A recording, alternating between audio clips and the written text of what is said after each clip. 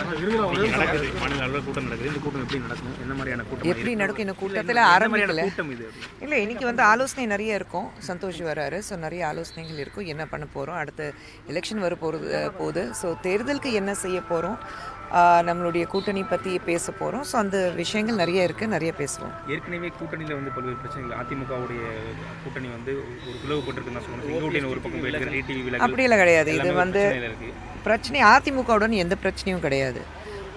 மற்றது பார்த்தீங்கன்னா பெரியவர்கள் வந்திருக்காங்க, அவங்க தான் முடிவு பண்ணணும் என்ன எப்படி பண்ண போகிறோம், கூட்டணி எப்படி சேர்க்க போகிறோம்னா. இந்த வரக்கூடிய சட்டமன்ற தேர்தல் நீங்கள் வந்து ரொம்ப தயாராக இருப்பீங்க. சட்டமன்ற தேர்தலுக்கு என்ன மாதிரியான உங்களுடைய கருத்துக்கள் என்ன மாதிரியான தெரிவிச்சிருக்கீங்க ஆல்ரெடி? உண்மை, திமுகவுடைய அரசாங்கத்தில் கடந்த 5 வருடங்களில் தமிழ்நாட்டில் வாழ்கிற மக்கள் எந்த அளவுக்கு கஷ்டப்பட்டிருக்காங்க. இது வந்து ஒரு குடும்ப அரசியல் மட்டும்தான் நடந்துட்டுருக்கு. சமீபத்தில் இளையராஜா அவர்களுக்கு நடந்த அந்த பாராட்டு விழாலையும் பார்த்தீங்கன்னா குடும்பத்தில் இருக்கிற அத்தனை பேர் முன்கூட்டிய 3 வரிசையில் உட்காந்துருந்தாங்க.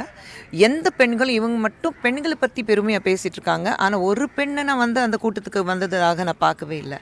ஸோ இளையராஜா அவர்களுடைய நிகழ்ச்சியில் பாராட்டு விழா நடக்கும்போது 50 ஆண்டுகள் அவருடைய பாராட்டு விழாவில் அதில் எந்த பெண்களும் வந்து அவருடைய இசையில் வந்து பாடலையா சினிமாவில்.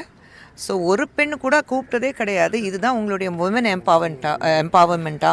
எனக்கு புரியல. பெண்கள் முன்னிட்டு நாங்கள் வந்து அத்தனை விஷயங்கள் செய்ய போகிறோன்னா, முதலமைச்சர் ஸ்டாலின் அவர்கள் சொல்லும்போது கட்சி சார்பாக, அரசாங்கம் சார்பாக ஒரு இன்வைட் எல்லாருக்கும் போகும்போது ஏன் ஒரு பெண் கூட அந்த நிகழ்ச்சியில் நான் பார்க்கல? அப்போ யாரையும் கூப்பிடல. நானும் விசாரிச்சிட்டேன், யாரையும் கூப்பிடல. விஜயோடைய நடைப்பயணத்தை பார்த்துருப்பீங்க, சுற்றுப்பயணத்தை கருத்து எப்படி பார்க்குறீங்க? இல்லைங்க, கருத்து சொல்கிறதுக்கு ஒன்றும் இல்லை. அவர் இப்போ தானே ஆரம்பிச்சிருக்காரு. பார்ப்போம், எலெக்ஷன் வருதில்ல, தேர்தலை பார்ப்போம். தொடர்ந்து திமுக மற்றும் மத்திய அரசு தான் விமர்சனம் செய்கிறாரு. இந்த விமர்சனத்தை நீங்கள் எப்படி பார்க்குறீங்க? எல்லாருக்கும் உரிமை இருக்குது விமர்சனம் செய்கிறதுக்கு. மக்கள் எப்படி எடுத்துக்க போகிறாங்க அதுதான் முக்கியம். இன்றைய தினம் அமைப்பு பொதுச்செயலாளர் பிஎல் சந்தோஷனுடைய ஆலோசனை கூட நடைபெறுது. இந்த கூட்டம் என்ன மாதிரியான கூட்டமாக இருக்குது? எலெக்ஷன் வரப்போகிறது. தேர்தல் வரும்போது என்னெல்லாம் செய்யணும், எப்படி செயல்படணும், எல்லாருக்கும் என்னென்ன ஒரு பொறுப்பு கொடுக்கப்படுகிறது, அது எல்லாத்தையும் இன்றைக்கி டிஸ்கஸ் பண்ண போகிறோம். பொதுவாக கூட்டணியில் பல்வேறு பிரச்சனைகள் அப்படி தான் சொல்லணும்.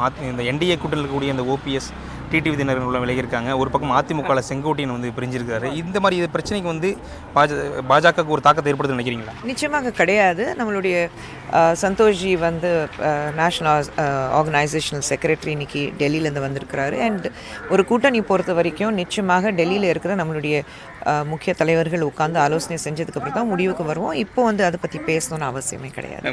சட்டமன்ற தேர்தல் நெருங்கிடுச்சு. நீங்கள் உங்களுடைய விருப்பத்தை வரைக்கும் சொல்லியிருக்கீங்களா கட்சியோட தலைமைக்கு நம்ம எந்த தொகுதியில் போட்டியிட போகிறோம்?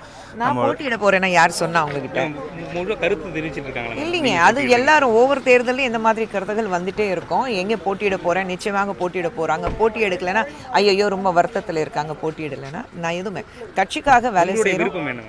கட்சி என்ன விருப்பப்படுறோ அதுதான் என்னுடைய விருப்பம். ட்ரெண்டை ஃப்ரெண்ட் ஆக்கிக்கோங்க. தந்தி டிவியின் சப்ஸ்கிரைபர்ஸ் அண்ட் ஃபாலோவர்ஸ் குடும்பத்தில் நீங்களும் இணையுங்க.